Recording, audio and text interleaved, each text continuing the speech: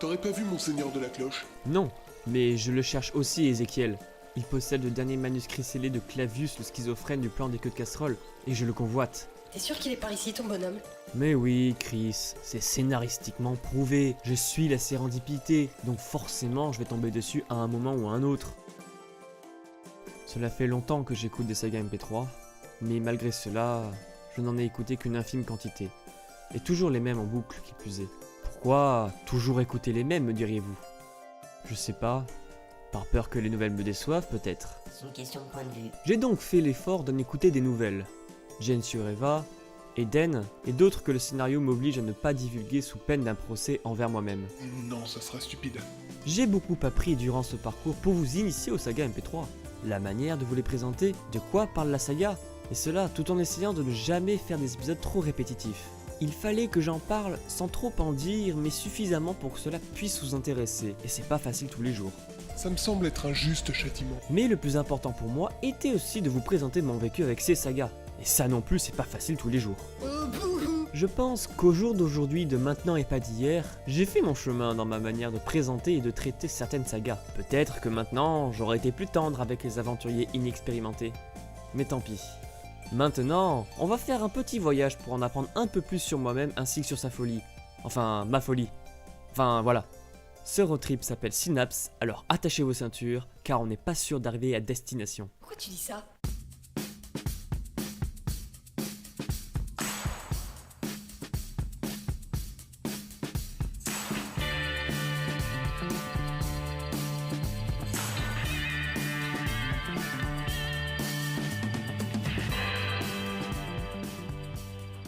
Non, c'est un peu trop formel.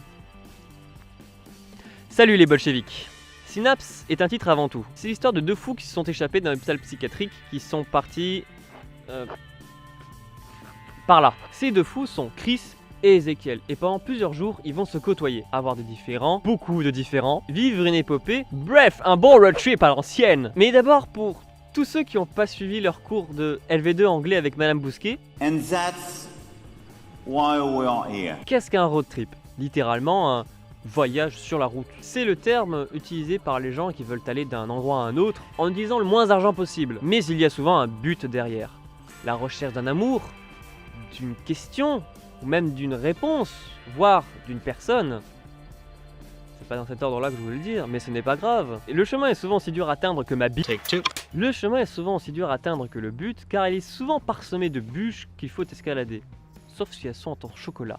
Dans ces cas-là, il faut les manger. Mais c'est surtout la relation et la psyché des personnages qui sont mises à l'épreuve dans cette saga.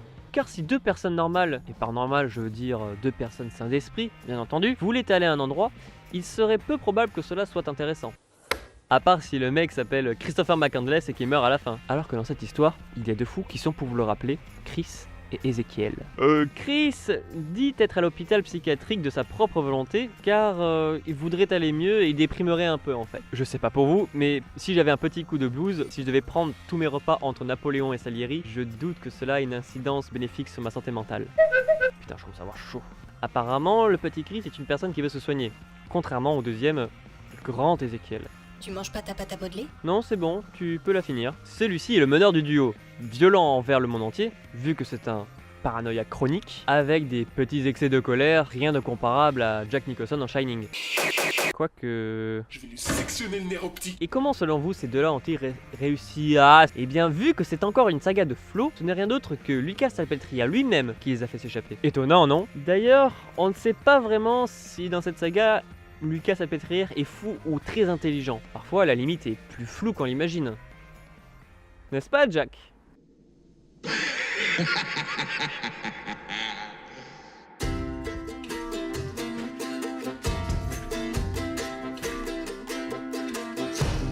Walking down the levee with my head hanging low, looking for my mama, but she ain't here no more. Baby, you don't know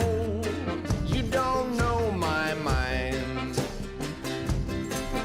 When you see me laughing, Putain, I'm laughing just to keep c'est beau! On est en droit de se demander ce que vont faire nos deux compères. Mais dès le début, Ézéchiel prend les rênes de leur destin, qui n'en sera que plus enrichissant pour eux, comme pour nous.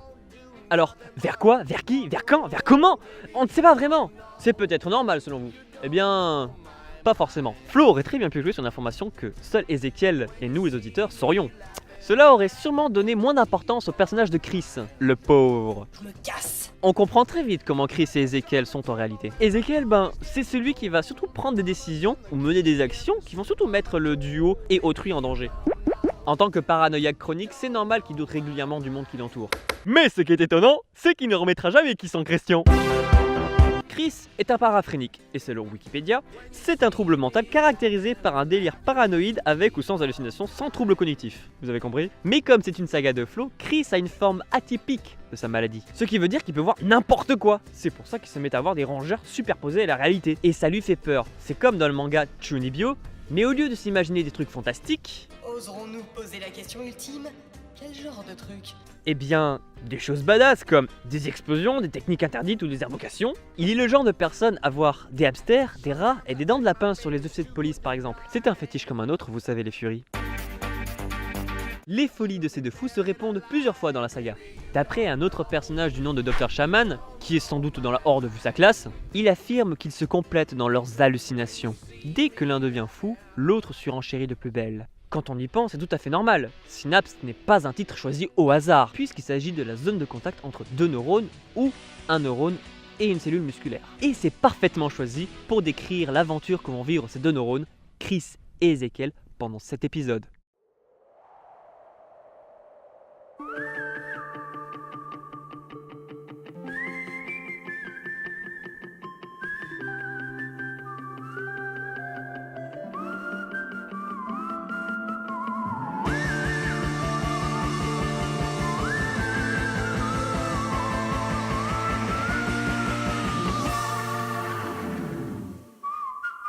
Cette relation de folie aura beaucoup de moments de faiblesse entre les personnages. Ezekiel fait peur à Chris et assez rapidement, Chris se rendra compte du danger qu'il représente pour les autres, mais surtout pour lui-même. À de nombreux moments, Chris voudra quitter Ezekiel car il sera allé trop loin selon lui. Mais il n'ira jamais au bout de ses convictions. Or, Chris est facilement manipulable. C'est beau la soumission quand même. Ezekiel a besoin d'avoir quelqu'un pour le voir accomplir ses méfaits. Mais surtout parce que le duo a accompli un double meurtre sur la même personne. Ai-je dit double meurtre? Je suis désolée, c'est trop glauque. Cet acte belliqueux les obligera à se serrer les coudes pour ne pas se faire attraper par la police qui enquêtera sur leur fuite. Ce road trip fonctionne donc pas comme ma bouche. Take two. Ce road trip fonctionne donc comme un compte à rebours. C'est une course contre la montre entre la police qui voudra rattraper les deux fous et Ezekiel qui voudra retrouver une personne qui lui est chère. Ils nous ont repérés, on est foutus. Durant cette course-poursuite, il est tout à fait normal que la relation entre les personnages évolue, en bien ou en mal. C'est toujours plus intéressant quand il y a une réconciliation après un désaccord avec Ezekiel qui peut entraîner une certaine forme de violence. J'aimerais une pelle, s'il vous plaît. Donc quand Chris voudra partir, plusieurs fois, Ezekiel devra lui dire le pourquoi du comment, du casque douce que du plan. Ainsi, Chris en apprendra plus sur son passé et il commencera à lui faire confiance. Quoique... Non, on fait jamais confiance à Ezekiel. Faut pas faire confiance à Ezekiel. Un attachement et une confiance naîtront des épreuves qui surmonteront. Quand Ezekiel fera une crise, Chris essaiera de l'aider en faisant ce qu'il peut. Mais bien sûr, leurs rôles seront inversés au bout d'un moment. Du coup, c'est Ezekiel qui aidera Chris. Peuze FM. Il y a une véritable entraide qui naît entre ces deux-là. Peuze FM. It's been a pleasure. Suis le sérendipité, Ezekiel. Mais moi, c'est Mako SX. Suis le sérendipité, Ezekiel.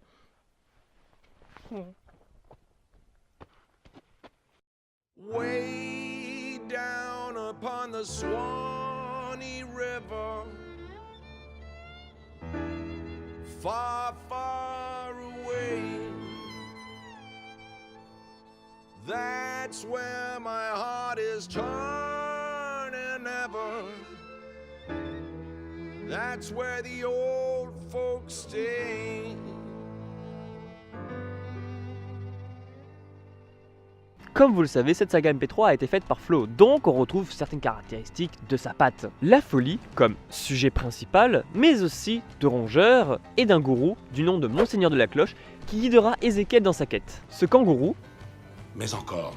a l'air d'en savoir un rayon sur l'ordre mondial et il possède plusieurs capacités hors du commun, comme la guérison et le don de voyance. Et c'est tout. Ah non, il balance aussi des briques sur les enfants. C'est ce que je fais depuis 20 ans et je suis jamais senti aussi bien. Ce personnage me fait penser à Paul du même film. Et je me suis dit, ah, il s'est peut-être inspiré de ce super film fait par deux des British les plus drôles de ce monde. Eh bien non. Il se trouve que cette saga est sortie durant l'année 2010 et ce n'est qu'un an plus tard que ce film sortira sur nos écrans. Donc, my bad. Flo fait des références à la pop culture de manière ponctuelle dans toute la saga. Ponctuelle car il y en a une par épisode. Au mieux deux. Allez. Cela passe par un grand classique de film sur la folie qui s'appelle Vol au-dessus d'un nid de coucou avec Jack Nicholson. Il y a du Star Wars, mais aussi du Sherlock Holmes et de la trilogie Océan. Comme quoi, on a les mêmes références.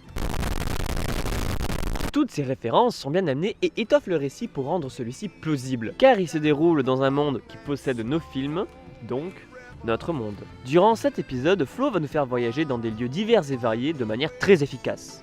Comme moi en fait. L'ambiance sonore est nettement plus travaillée dans cette saga que dans Trimoria. Je vais vous faire écouter un petit extrait, écoutez bien. Enfoiré de communiste, reviens ici. Pardon, madame. On apprend beaucoup de choses en très peu de temps. La scène se passe au moment où Chris veut quitter Ezekiel, encore, et du coup Ezekiel se rapproche de lui. À ce moment-là, le micro est au niveau d'Ezekiel.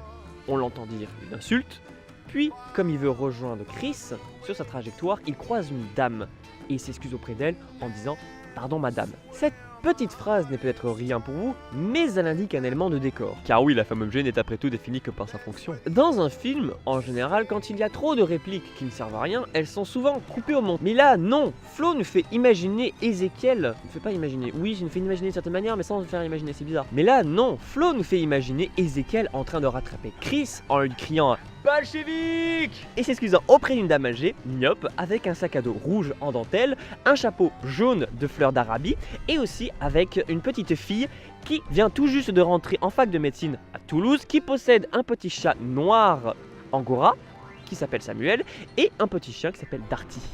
Castrez le chien. Et vous êtes resté bloqué sur le bolchevique.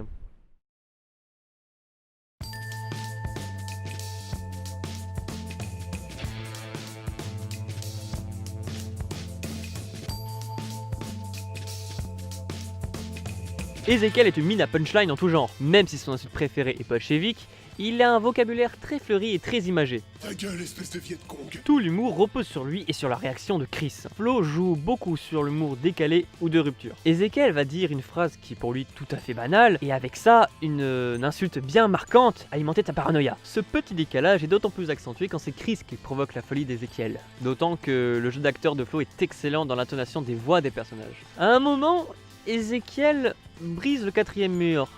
C'est-à-dire qu'il arrive à se procurer un iPhone. Or, si vous cherchez Ezekiel Miller sur Twitter, vous trouverez un compte qui existe bel et bien. Et tous les tweets qu'il a pu faire sont en rapport avec Synapse, son histoire et ses délires. Du coup, vous pouvez savoir ce qu'Ezekiel a écrit sur Chris dans l'épisode 4. Oh, c'est fâcheux. Bien, parlons musique maintenant. Eh bien, s'il faut en arriver là. Flo utilise des extraits de musique qui collent parfaitement à la situation du moment. À tel point qu'il y a même une musique de Louis Armstrong qui s'appelle Ezekiel So the Wheel. So de Will. Est-ce que je ferais pas une prononciation à la française? Take two. À tel point qu'il y a même une musique de Louis Armstrong qui s'appelle Ezekiel Saudeville. Il se sert des musiques pour faire des transitions d'une scène à une autre, mais aussi avec des bruitages comme ceci. J'ai faim. Ouais, moi aussi. J'ai dépensé l'argent du mort. Ouais, bon. Bah, je sais pas, on a qu'à. Nourriture d'Irlandais, allez, approche. Je suis pas irlandais, monsieur. Alors t'es un bolchevique, approche. Ce type de transition est présent dans toute la saga, mais aussi utilisé dans la série Sherlock. Et ce petit Flo les maîtrise très bien. Au moins ça nous change des transitions de Kingdom Puff et de Final Fantasy, où les personnages et l'auditeur sont torturés par l'auteur. Faut pas que ça se reproduise, d'accord? Cette saga est comme un film de 2h08, tout de même, qui pourrait être adapté sur grand écran. Mais elle perdrait quand même de sa valeur, car la représentation de la folie sur grand écran est souvent limitée à la vision d'une personne ou d'un groupe de personnes, donc le réalisateur et son équipe de tournage. Dans cette saga, la folie n'est pas représentée, elle est suggérée, comme la peur dans Psychose de Hitchcock. Ce que l'on imagine est toujours pire que la réalité, car nous ne sommes pas limités dans notre imagination. En parlant d'imagination, il y a une théorie qu'un ami m'a soumise. Selon lui, toute cette histoire se passerait dans la tête de Lucas. What the fuck? Plusieurs éléments l'ont conduit à ce raisonnement. Tout d'abord, comment se fait-il que Lucas Salpêtrière réussit à faire s'échapper deux fous d'un asile sans lui-même s'échapper? Comment se fait-il que Monseigneur de la Cloche ait des pouvoirs? Comment se fait-il qu'il y ait autant de flics aussi rapidement dans la dernière scène de prise d'otage? Même si pour moi cela n'est qu'une exagération d'Ézéchiel. Et surtout, on apprend à la fin que Lucas racontait cette histoire aux autres fous de l'hôpital, donc comment aurait-il pu savoir ce que Chris et Ézéchiel ont vécu?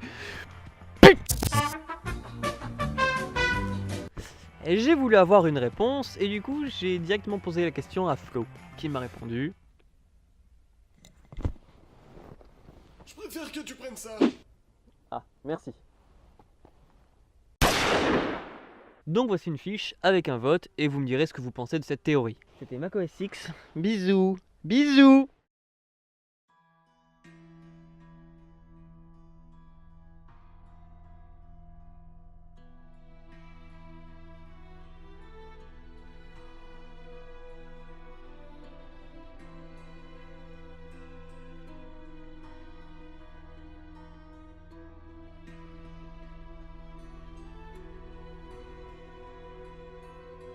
Ah ah, t'as fini par me trouver, hein. Ah. Vous êtes Monseigneur de la Cloche? Il y a quelque chose qui t'intéresse plus que moi ici, dans ce domaine. C'est vrai? Et voici comment j'ai réussi à trouver le dernier manuscrit scellé de Clavius schizophrène du plan des queues de casserole. D'ailleurs, qu'est-ce qu'il y a écrit dedans?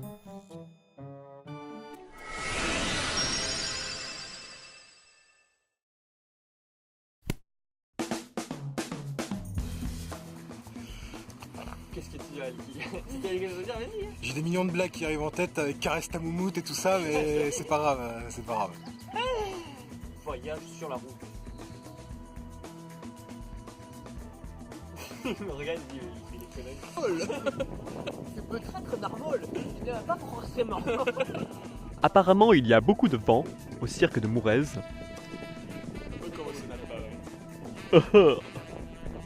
Ou entre mes fesses. Je ne peux pas savoir. Ézéchiel va toujours être celui qui va mener des actions ou prendre des décisions. Ouais, moi non plus. T'as été trop... En danger. Il est le genre de personne à avoir des poils pubiens. Tu peux te débloquer maintenant. Ézéchiel a besoin d'avoir quelqu'un pour le voir accomplir ses méfaits. Mais surtout parce que... je ne sais plus... Parce que le texte m'a échappé. J'espère que j'ai pas pris un coup. Ça va, Miflu? Elle est une artiste, Miflu. Ah mais l'exagération de ces hommes. Parfait. C'est un triple meurtre du coup, c'est pas un double meurtre. Il est tout à fait normal que la relation entre les personnages évolue. Pendant cette course-poursuite, non, j'ai mélangé le texte, c'est génial. Tu as bafouillé. Mes couilles, j'ai bafouillé. Est-ce que je suis toujours dans le cadre? Suis la sérendipité, Ézéchiel.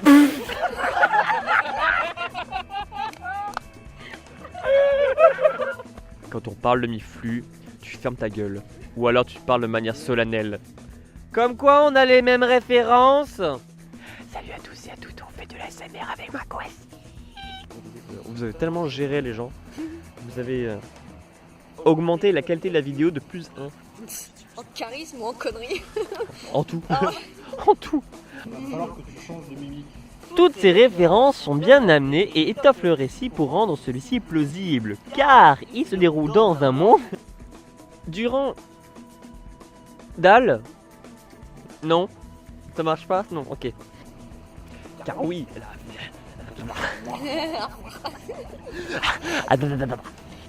et tweet les tout. Je mange l'oreille de Licky à travers un chat mort. Cette blague va beaucoup trop loin. Comment Lucas aurait-il pu faire pour faire s'évader deux personnes sans s'enfuir lui-même? Licky, qu'est-ce que tu en penses?